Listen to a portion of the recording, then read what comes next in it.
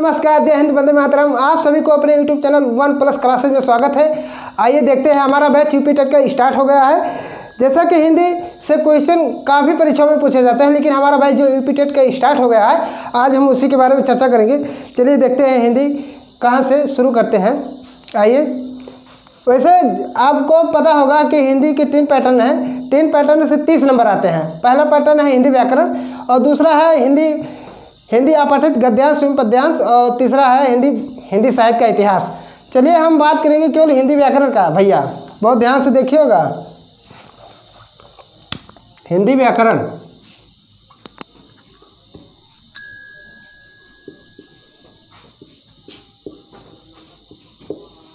हिंदी व्याकरण में हम पहले लेंगे वर्ण।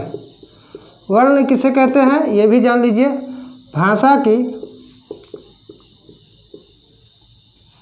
भाषा की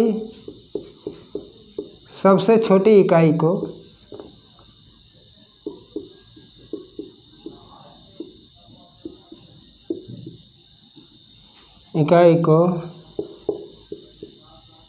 ध्वनि या वर्ण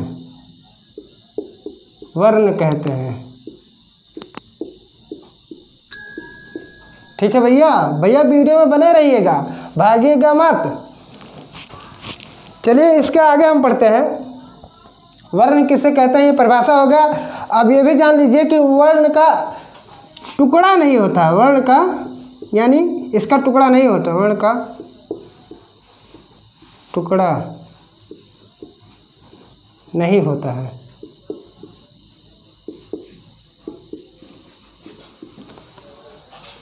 ठीक है, चलिए आगे बढ़ते हैं अब वर्णमाला की तरफ।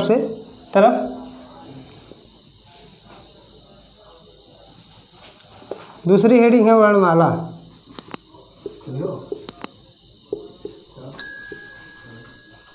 वर्णमाला किसे कहते हैं ये भी जान लीजिए।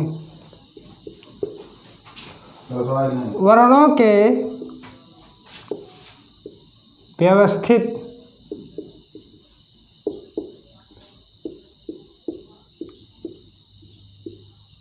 समूह को वर्णमाला कहते हैं। वर्णमाला कहते हैं। आइए दोस्तों देखते हैं, आगे बढ़ते हैं इस वर्णमाला से। वर्णमाला में अब पूछेगा कि वर्णमाला में कितने वर्ण हैं, तो वर्णमाला में टोटल 52 वर्ण हैं। लेकिन यहाँ दो कैटेगरी है। एक है लेखन के आधार पर, एक है उच्चारण के आधार पर, वो भी देख लीजिए आप। आइए, वर्णमाला लेखन के आधार पर। लेखन के आधार पर, लेखन के आधार पर 52 है, और उच्चारण के आधार पर भैया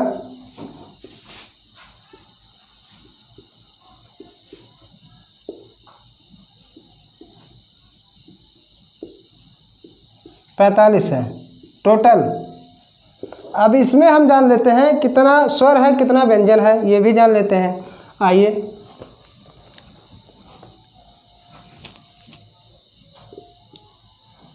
लेखन के आधार पर, लेखन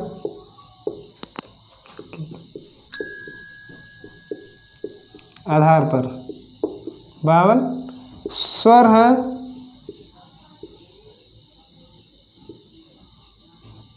11 व्यंजन है।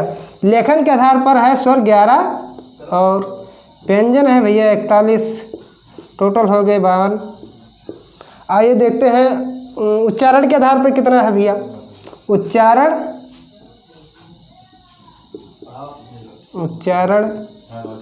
के आधार पर वर्ण, ठीक है, उच्चारण के आधार पर वर्ण है 45। इसमें से स्वर है, स्वर की संख्या है 10, व्यंजन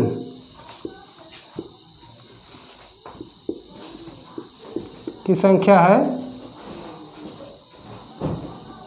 35। ठीक है भैया, आप लोग वीडियो में बने रहिए। आइए देखते हैं, आगे बढ़ते हैं इससे आगे।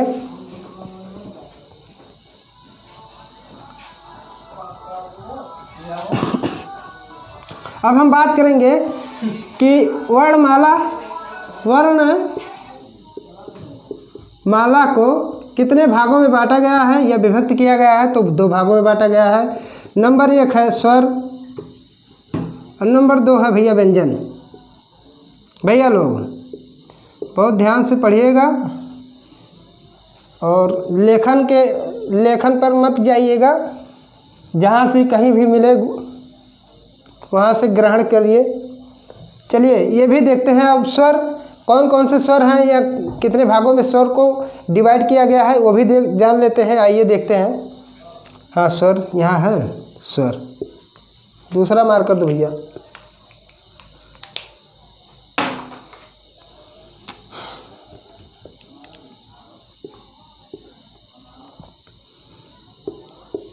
स्वर के भेद पहले इसको जान लेते हैं, उसके बाद बताते हैं आगे।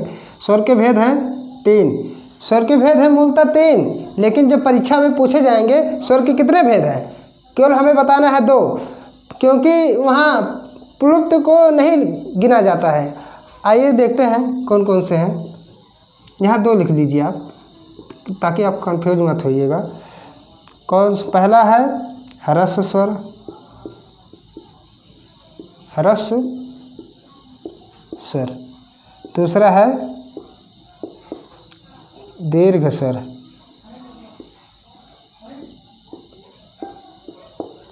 अब ह्रस्व स्वर देख लीजिए कौन कौन से हैं।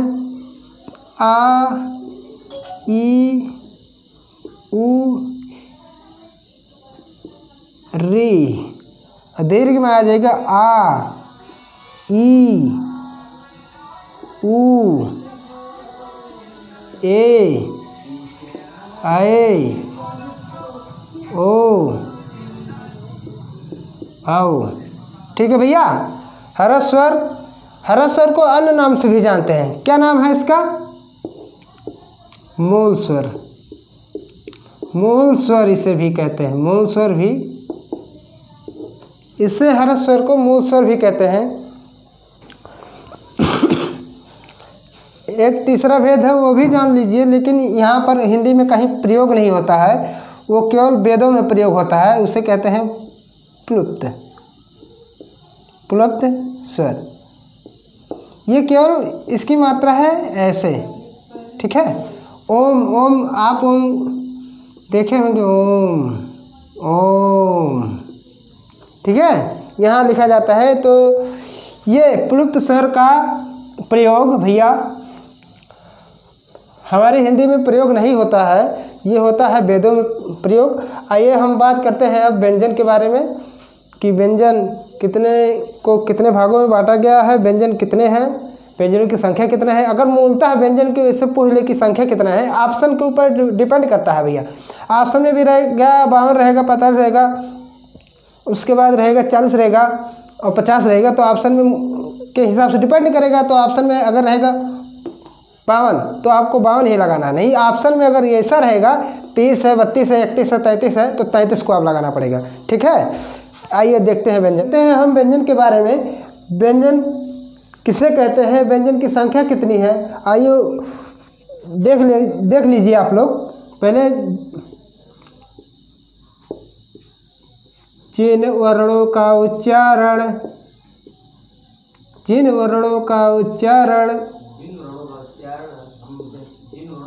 भैया स्वर की सहायता से होती है, स्वर की सहायता से होती है,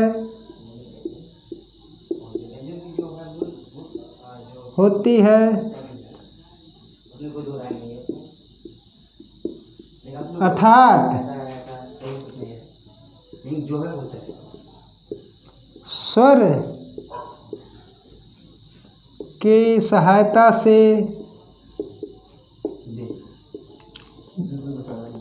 से बोले जाते हैं, उन्हें हम व्यंजन कहते हैं। ठीक है भैया, उन्हें व्यंजन कहते हैं, व्यंजना यानी व्यंजन कहते हैं। चलिए आगे बढ़ते हैं भैया। इतना तो समझ में आ ही गया होगा। आप लोग कॉपी में लिख लीजिए, नोट्स बना लीजिए। चलिए आगे बढ़ते हैं। व्यंजन की भेद कितने हैं वो भी देख लीजिए। व्यंजन की भेद है भैया 4। भेद है 4। अब कौन कौन से हैं वो भी देख लीजिए। इसको मिटा देते हैं। व्यंजन की भेद है 4 भैया। मूलतः व्यंजनों की संख्या है कितनी? मूलतः व्यंजनों की संख्या है भैया 33। दिमाग में फिट कर लीजिए आप। मूलतः पहले इसको लिख लीजिए आप। मूलतः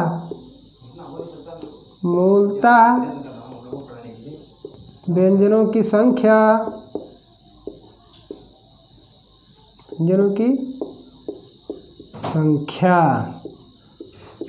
33 है भैया। ठीक है, मूलतः व्यंजनों की संख्या 33 है। आइए भेद देख लेते हैं। भेद के बारे में जानते हैं। भेद है भैया 4। अब कौन कौन से हैं वो भी देख लीजिए। पहला नंबर है स्पर्श व्यंजन। दूसरा नंबर है अंतस्थ व्यंजन।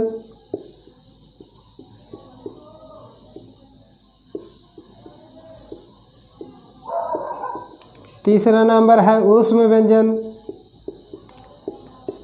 ऊष्म व्यंजन। चौथा है भैया संयुक्त व्यंजन।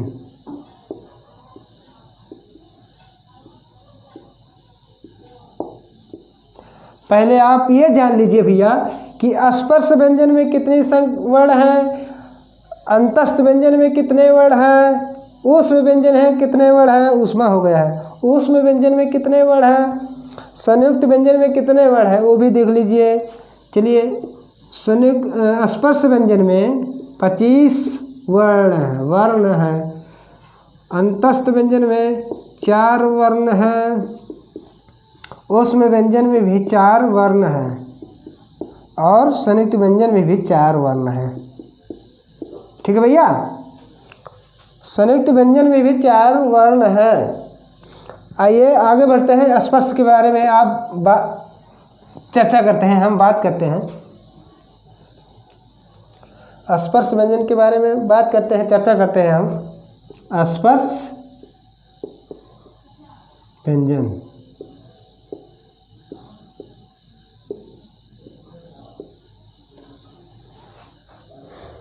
स्पर्श व्यंजनों की संख्या है भैया 25।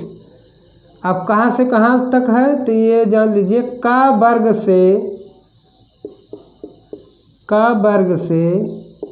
पा वर्ग तक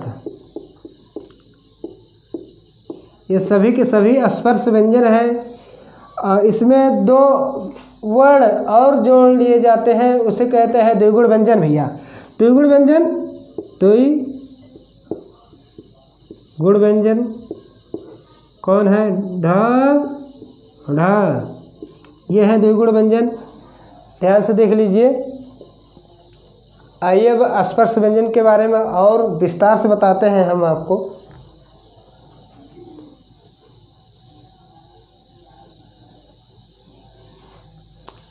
पहले का वर्ग लिखिएगा आप। का वर्ग यानी का,